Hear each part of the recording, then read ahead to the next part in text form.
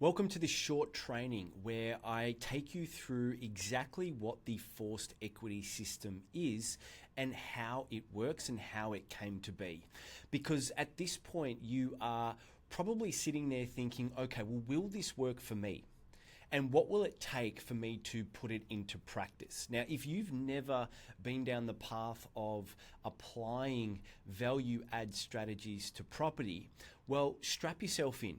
Because ultimately, this is where you can really move the needle in your property investing. So whether you're starting out and you're starting from complete scratch, or if you are already an experienced investor, perhaps you've been at this for a while now, but you are like me, where I was just trying to string it together in the early days, but couldn't really nut it out. Like, it just didn't seem clear.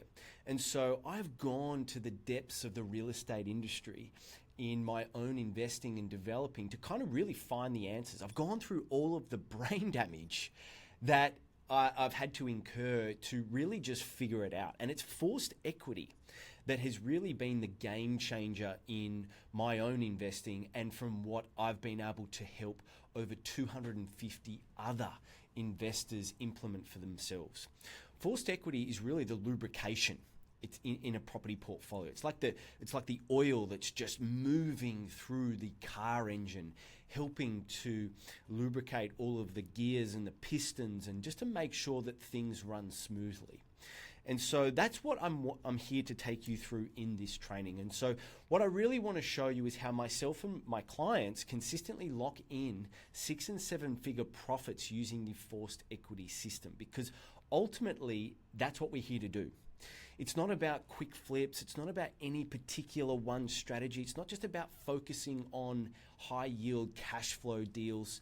Yeah, all of those things are great and they will become tools in your tool bag, but you've almost got to think about your investing as like a buffet. You need to be able to sit there and ask yourself the question, well, what does my portfolio need next? Does my portfolio need equity or does it need cash flow? And then being able to make a decision on that question and the answer that comes from that in terms of the type of strategy and the type of deal you should really be focusing on next. And so what that means is that you can then start to go out and find the right deals for your portfolio, like Satish and Rupa. This for them was a deal where they were able to go out, put it into practice, make $400,000 in instant equity uplift using forced equity. But not only that, they were able to then hold the additional dwelling that they constructed at the rear of an existing property that they'd renovated for ongoing cash flow. And not only that, this property was generating more than double the average property in the area in rental income.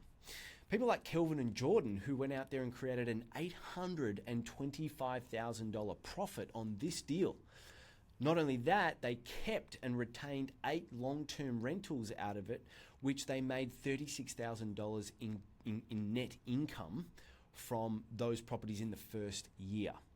$825,000. That's the sort of 6-figure profit that we're talking about using forced equity. And Paulina, who's now a serial real estate developer, generally has got 4 to 5 projects on the go at any one time, making somewhere between $250,000 to $500,000 or more in profit. This is a deal that we went out and we did a walkthrough on just last week, where she bought this property with plans and permits. It was her target area, and she knew that if she bought this property, pulled it into the portfolio, and delivered on those plans and permits, that she would make somewhere between $350,000 to $370,000 profit, which is what she's about to do once this construction is completed and she goes to market with the sale of those 2 properties, which she's interviewing agents for right now. And so who is this really for? I mean, who is the forced equity system for? And it's really for aspiring and experienced investors that want to drastically accelerate their results in property.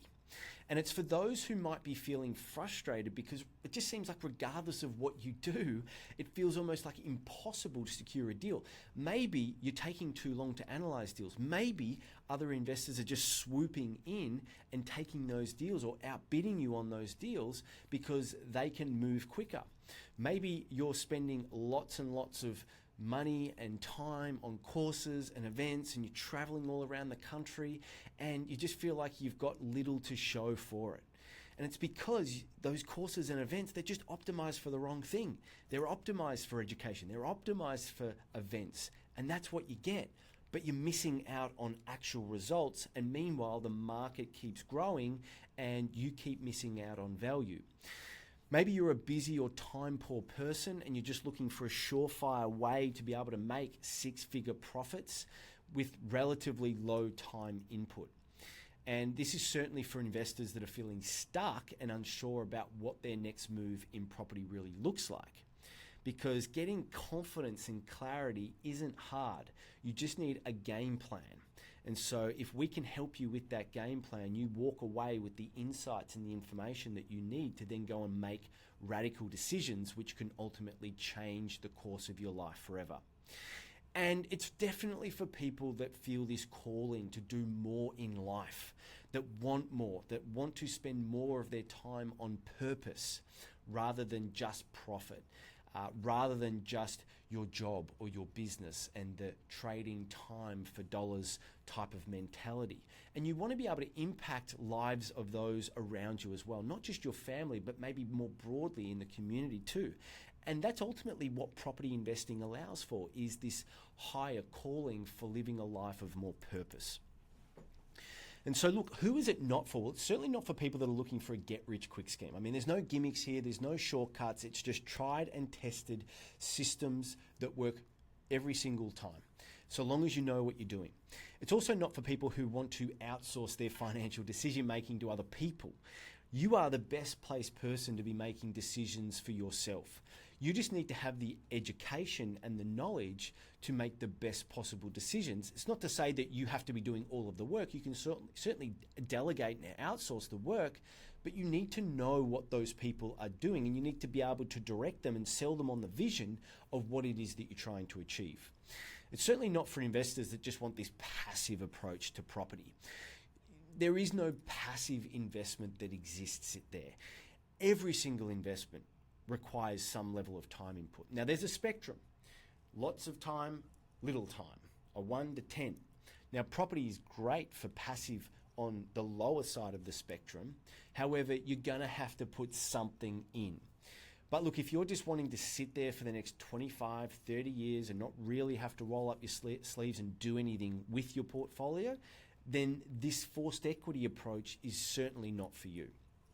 And then it's certainly not for people who are just unwilling to invest 5 to 6 hours per week on what I call a proven system for profitability. It doesn't take a lot. It doesn't take much to put this into practice. The case studies that I'm showing you, they're not putting in any more than 5 or 6 hours per week, and they're still able to bank 6 figures every single year. And that's the really cool thing about property, is that it doesn't take much input to get a lot out of it. And so who am I, and why should you listen to me? Well, look, I've been investing for 13 years.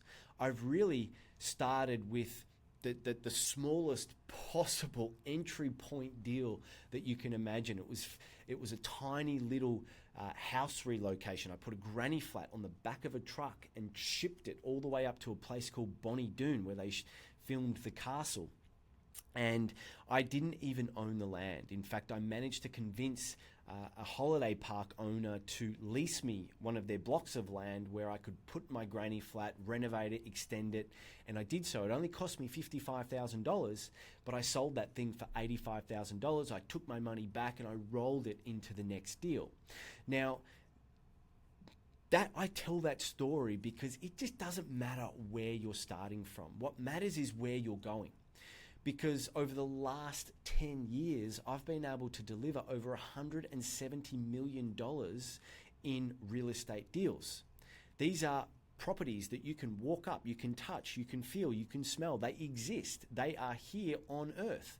They're not like some pipe dream or plans that I've got for later down the track of delivery. They have been delivered. And so you just can't underestimate what you can achieve in the space of 5 years or 10 years. But you can certainly overestimate what you can achieve in the next 12 months. Now, I've helped over 250 people one-on-one implement the forced equity system and go out there and generate cash flow from their property portfolio as well. And then not only that, I also manage a number of different businesses nowadays where we've got, mortgage broking businesses, we've got real estate development businesses, we've got the education business as well. And so I'm very, very lucky in terms of what I get to spend my time doing. But for me, it's not about the money. For me, it is about helping other people. It's about making a contribution to other people's lives. It is more about purpose than it is profit. And I just want to sort of show you what is possible when you start to really put all this into practice. Because this is just a few snapshots of some of the buildings and some of the deals that I've been able to put together and deliver over the last 13 years. And when I say it's not just about profit, I really mean it.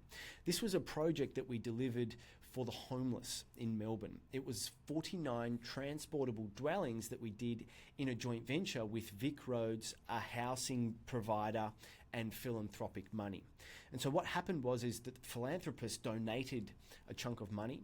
That went into developing these portable houses, and then we donated those to the housing provider.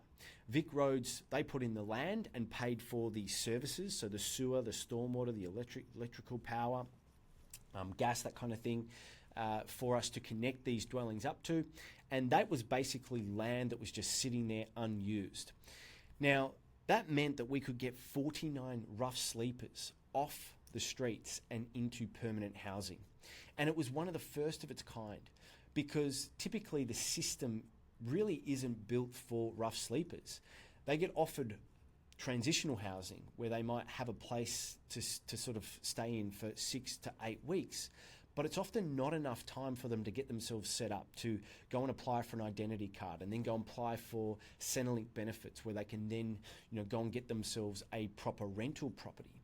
And the public housing system just isn't set up to really support our rough sleeping community. And so we wanted to provide housing that people could then go and live in permanently. People like Deborah, who you see there in that photo. Deborah, since the age of 13, had been living on the streets, had been a victim of drug abuse, alcoholism, and just a horrible lifestyle. And unfortunately for her, it all started off in a pretty bad way where she witnessed her father pull a gun on her mother and shoot her before turning the gun on himself. And for her, this was the first time that she had actually had a place to call her own, a roof over her head where she felt safe. A little garden out the front, a little patio, a little veggie garden, place for a dog, a place that she could call home. And this got a lot of attention from the state government. The Treasurer, Tim Pallas, came out and did an opening ceremony. We had the Block come down and shoot one of their episodes there where they ran a challenge for the contestants to furnish the dwellings and to do the landscaping. And so it got a lot of wide-ranging support from the public and private sector. But for me, my big why is not just being able to utilise my skills to deliver housing, but it's also my family, of course, and it's probably the same for you. I'm very blessed to have 3 beautiful children, a very loving wife, and for us, we just live this amazing lifestyle where we get to travel throughout the year overseas and around the country. I get to walk my kids to school a few times a week, and I get to choose when I work. I get to choose who I work with. And I wouldn't have any of that if it wasn't for my portfolio and the ability that property has given me to live that sort of lifestyle. And so I know what's possible, and I know what's possible for you too. And I can see the potential that you have, even if you can't see it yourself. And so I wanted to just kind of introduce this core idea that you're only 6 properties away from living a life of more fun, more freedom, and flexibility. Now, why 6 properties? Why not 3? Why not 1? Why not 5? Well, when you do the math, it's really 6 properties that, and I'm talking standard residential properties, it's 6 properties that you own and hold in your portfolio that generate enough cash flow to then support your lifestyle, the average income in Australia. However, most people never ever get to that sort of status. In fact, it's only 1% of all property investors that ever own 6 or more properties in Australia, and there's 2.2 million property investors in this country.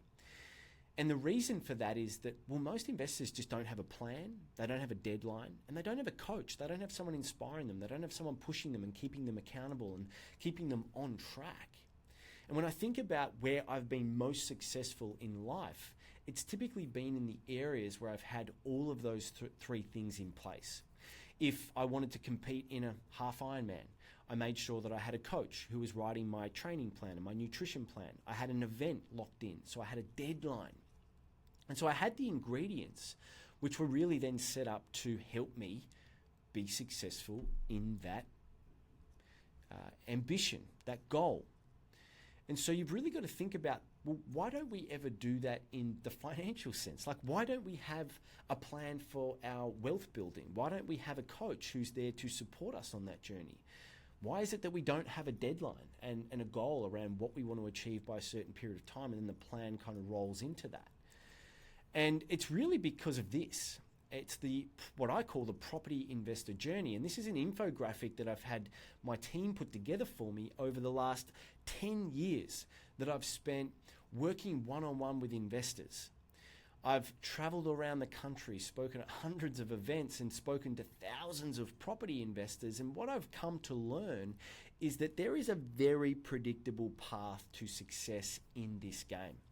And I've been able to break it down into 5 distinct phases. The first phase is what I call the call to adventure. It's really the starter phase. It's where you're typically exposed or you become aware that you can go and invest in your first property. I'm not talking about your principal place of residence. I'm talking about your first investment property. Maybe you've come to realize that you've got enough equity in your home to then pull out and buy a property. Maybe you were gifted an inheritance, or maybe you've saved up enough cash in deposits to go and take that next step. It's often a very exciting time in your life, and you're sort of overwhelmed with the amount of opportunity that there is. It's in these moments, though, where we typically make the most amount of mistakes because we just don't know what we don't know. And so, generally speaking, what happens when you want to take that next step into property investment? Well, you generally go and seek advice from the number one person that you trust when it comes to money. Now, who is that person, you might ask? It's typically your accountant. Your accountant is the safe, trusted advisor when it comes to money. Now, the problem here is that when you go and approach your accountant about investing in property, they're going to guide you down the path of what they know. And what's the accountant's job? The accountant's job is to minimize your tax exposure.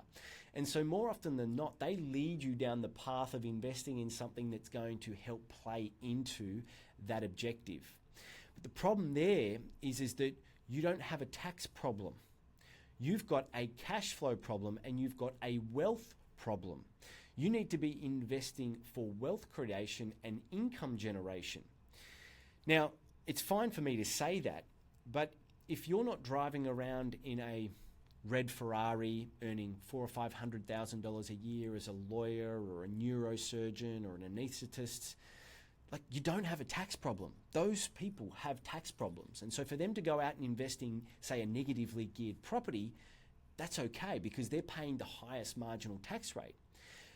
But in this country, most of the people who are investing in negatively geared properties are the average income earners. The bookkeepers, the nurses, the teachers, the tradespeople. People who are earning $80,000, $90,000 a year. Now, when you really look at that, if you're earning $80,000 or $90,000 a year, well, you're already paying $20,000, $25,000 in tax. So that reduces you down to like $60,000, $65,000. Now, if you've got your own mortgage that you've got to support, or maybe you need to rent, then that already wipes a big chunk of what's left over out of the pie. And so when we factor in living costs, childcare, school fees, filling up the car with fuel, putting dinner and groceries in the fridge, like it all adds up and there's not a lot left over. And so if we go and invest in the wrong type of property, well then we can quickly see why people might get stuck in what I call the next phase, which is the abyss. It's where 89.5% of all property investors currently live and struggle to get out of. It's the wilderness, it's the darkness, it's the absolute struggle zone. And if you're not careful, you can get stuck here for a very, very long period of time. And so what does that look like? Well, 71.5% of all property investors in Australia only own one investment property and never get to the next one. 18% own two properties, but they stop there. And the reason for that is they buy negatively geared properties, or they invest in off-the-plan properties, or they invest in house and land packages, or maybe they buy in their personal name. And if that's you, you've got to stop doing these things because it is holding you back substantially. It is boxing you into a corner and it is stopping you from moving forward out of the abyss into what I call the accumulation phase. The accumulation phase is typically where you are accumulating 3, 4, 5, 6 or more properties, and you're doing it at rapid pace. Now, there's two subsets of people here. People that are accumulating the wrong types of properties, so they're typically the high income earners. They might be people that have large sums of equity or savings, and they're accumulating the negatively geared properties, the off-the-plan purchases, the house and land packages, these properties that just struggle to get you ahead. And then they very quickly get to a point where they might have 4 or 5 of these things and realize that they cannot move forward any longer. I've worked with lots of these sorts of investors. They've come to me with this type of portfolio, and we've got to spend lots of time unwinding it to then get them back on track. The second subset of these investors are the ones that are accumulating the right types of properties, the ones that generate cash flow, the ones that they can add instant value to and force equity on those properties, to then continue taking steps forward to what I call the consolidation phase. And this is generally where you get to a point where you've got multiple properties in your portfolio. You can then look at where the dead wood lies, trim away some of those branches, consolidate debt, and increase cash flow to a point where you get to the pinnacle phase. Now, the pinnacle phase is what I deem of someone having 2.5 million in net assets. So your total value of your portfolio minus the total liabilities, which equals 2.5 million. You've generally got $150,000 or more of positive cash flow. And for the clients that we're working with, they're typically doing this in 5 years or less. How long? 5 years or less. And so really, you need to be using real estate as your primary investment focus to get to the pinnacle phase before you then start to branch out and diversify into other asset classes. This is where you get to experiment and play around and start to invest more in private credit or public equities or private equity and doing the sorts of things that I do day to day, because you've got now a solid foundation and a good base to build on and go to that next phase. And so when you're thinking about your investing, you want to be thinking through the lens of, where do I currently sit? Am I in the starter phase? Am I in the abyss? Am I currently going through accumulation? Am I accumulating the right types of properties? And when can I get to consolidation? These are the questions that we really want to be asking ourselves as investors, because it leads to clues. Success leaves clues. Yeah? And so really, if you're sitting there in a position at the moment where you've got less than $300,000, you must be focusing on forced equity strategies. You must be boosting equity in your portfolio to then go and start acquiring cash flow generating assets that you can just drizzle into your portfolio, which then chip away at the income that you currently have to trade your time for. This is the key to real estate investing and doing it properly. Not just shooting from the hip, not ready, fire, aim, not just throwing mud at the wall and hoping that some of it sticks. It's about deliberate and violent action with a plan, a coach, and a deadline. The pinnacle phase should be your deadline, your event, that you're putting a stake in the sand and saying, this is where I'm getting to, and this is what I'm working towards. And so how was the forced equity system born? Well, look, I mean, I've tried everything possible in property to try and just weave it together. Like before I started with the granny flat deal, I'd been experimenting with all sorts of different property types. I'd tried a lot and done a lot of the mistakes that landed me in the abyss. And fortunately for me, I didn't stay there for long because I just realized that it was not helping me get ahead. But I had to go through that brain damage of really working out what does work.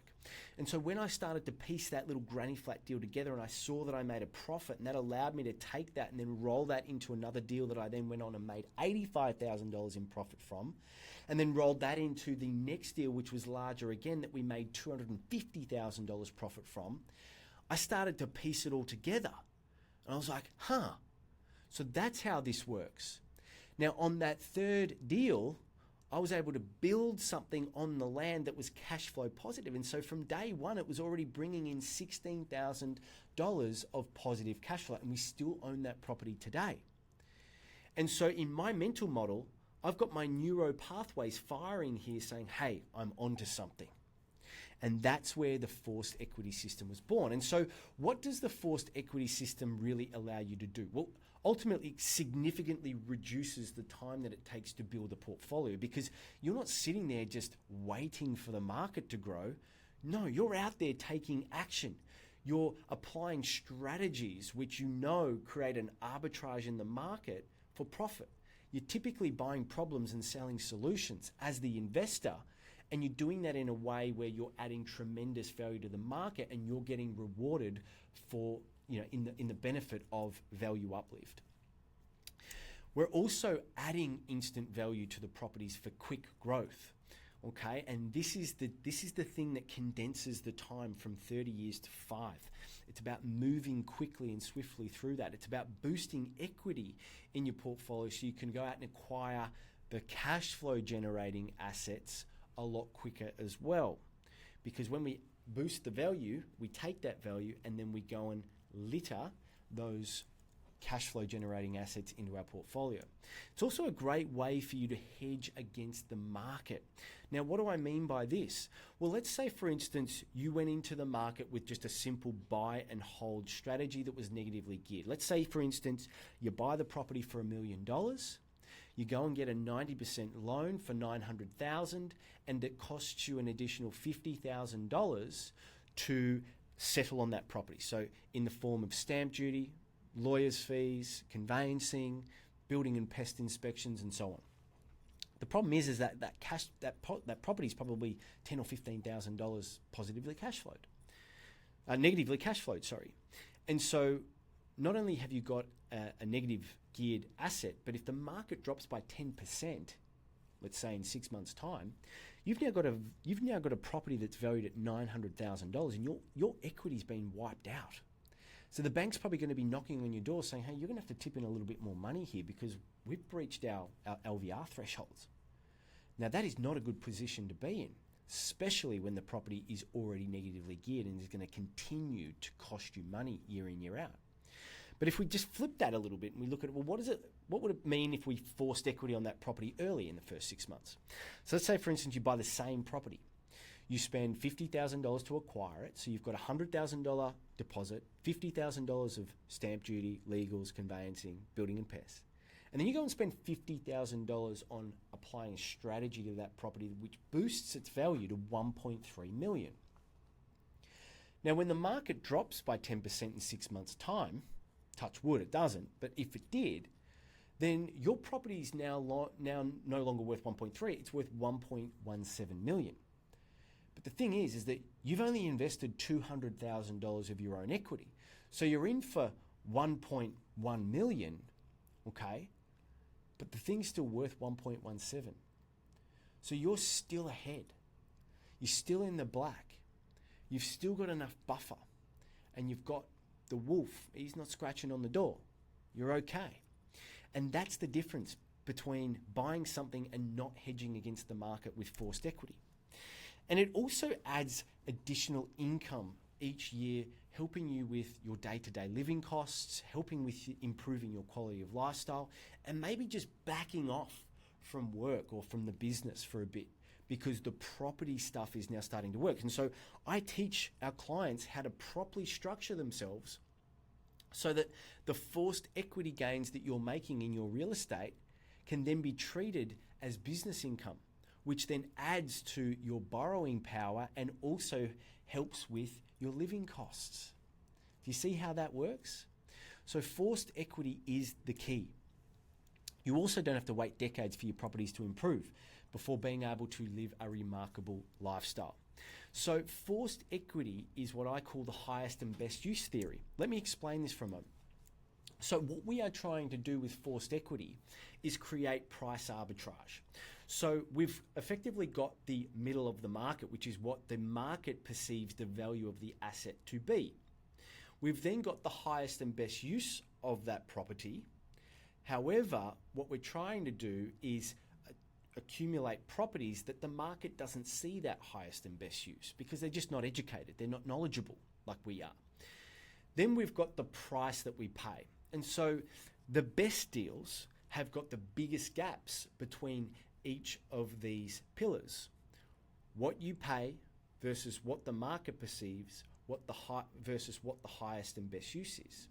And so where we can be paying under market value or getting properties off market or buying through a buyer's agent because they've got a great network of agents that they get deals through, whatever it might be through contacting vendors directly through letterbox drops and door knocking and so on and so forth. I mean, there's so many different strategies to sucking in deals that we teach you. The most important thing is to try and create that separation between what the market perceives and what you pay. And then we go and apply a strategy to that property to then boost its highest and best use value.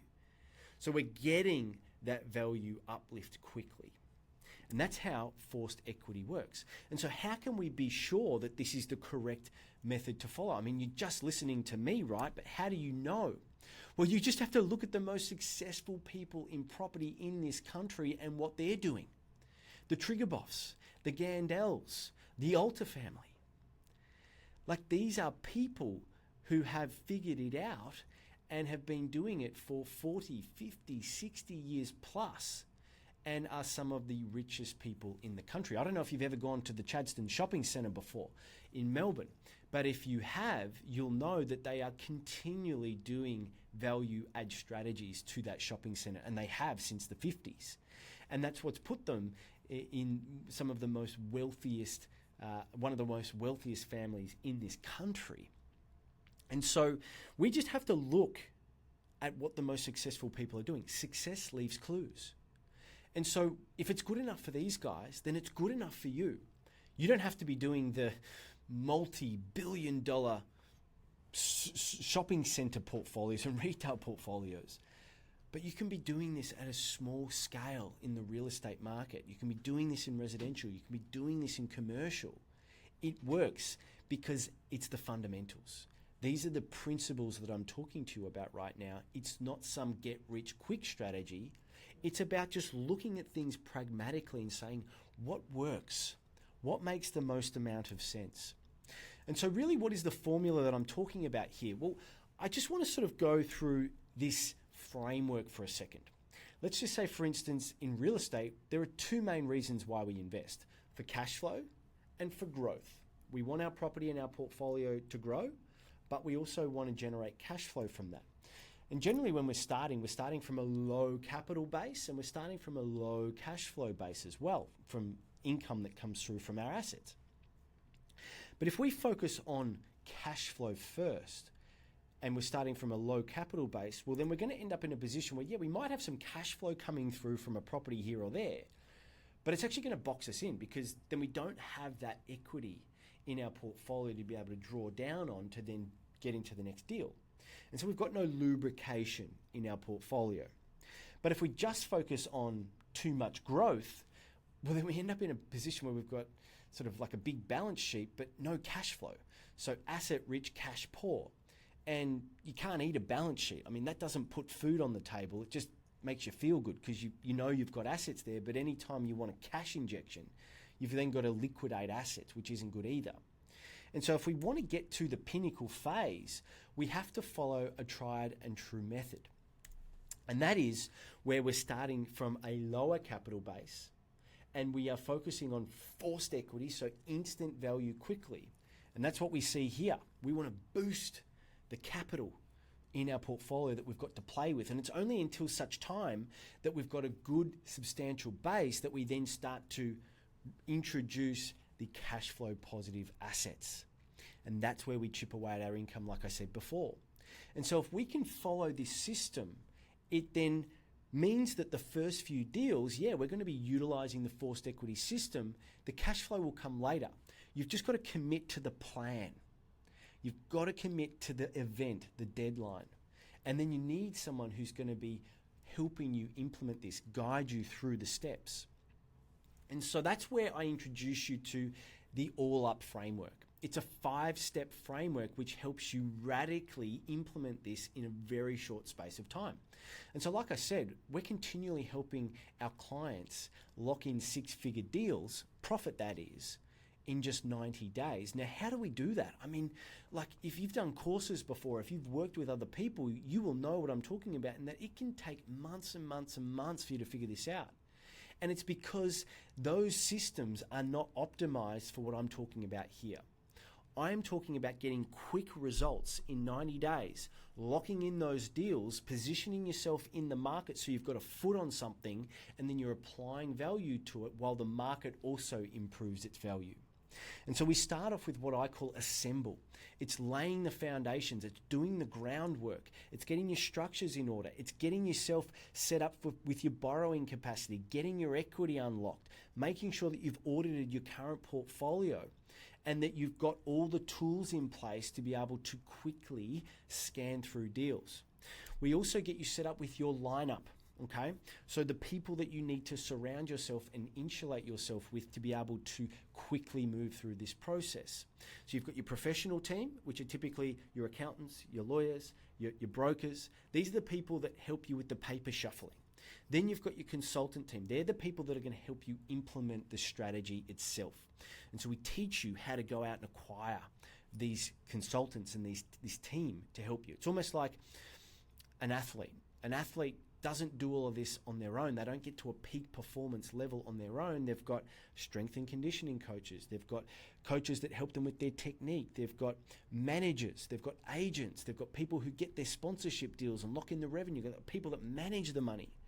So you really want to be thinking about yourself as playing this team sport. Yeah, you're at the top of the pyramid. However, you've got a lot of people that support you with your mission. Then we get to location. And this is an important part in the framework, and this is what helps you, over time, become an area expert. I don't want you running around the country having to investigate multiple areas and exhausting yourself because every single time a new deal pops up, it's in a different part of the state or the country, and you've got to learn about that location. No. We want to get the top 2 to 3 locations absolutely bedded down so that we become an area expert in those locations and we know what strategies actually extract profit in those areas. And that's when we move into upskilling. It's about learning the strategies that will work and then getting to know how we implement that. And that's what we help you with. And so when you start to bring those 2 things together, location and strategies, that's a recipe for success. Those are the ingredients that you want. And then when you start to get really good, that's where you get into the rinse and repeat. You can start to partner with other investors. You can start to work with other people's money. You might be partnering with landowners and vendors. You might be leveraging off more creative strategies, vendor finance, call options, joint ventures, and those sorts of things to just continually build your equity. And that is the process that we take you through at rapid fire over 90 days to get you a deal and get you out there making offers confidently so that you can quickly wash through the deals. We give you scorecards. We give you suburb comparison tools, feasibility studies to use. We give you all the tools, the opportunity cost analysis tools, so you can quickly be making informed decisions which get you into the market and get you moving on that six-figure profit. So what happens when you get these ingredients right? Well, that's where you strike success, like Jerry. Jerry made $700,000 on his first deal alone, and again, rinse and repeat, went and did it 4 times over in the same location. People like Hani. Hani was able to extract an additional $1.2 million out of a property that she already owned. She didn't even know it was possible. She applied a clever strategy through our help in being able to see what was possible, and over 2.5 years made $1.2 million. She still owns the properties today and still holds them for cash flow, but is now off doing other things because she's got such a strong capital base. Or Christine, who's out there consecutively making $150,000 profits, $250,000, $300,000 profits out of doing multiple deals at any one time. This deal here, she just finished late last month. She built 3 townhouses, knocked down the existing house, built 3 townhouses, transported the existing house and put it on another block of land, and is out there generating these six-figure profits time and time again. Now, it's not hard. It's not complicated. It's not difficult by any stretch or means. It's actually very simple and easy. It's just that most people don't have the system to follow to be able to do it adequately and do it well. And that's what the forced equity system teaches you. So I hope that you found that useful. I hope that that's opened your mind and your perspectives as to what is possible. Because my question to you is, are you going to be our next success story? I hope you enjoyed that, and I look forward to taking the next steps with you and learning more about where you're currently at and following your journey and your success. Bye for now.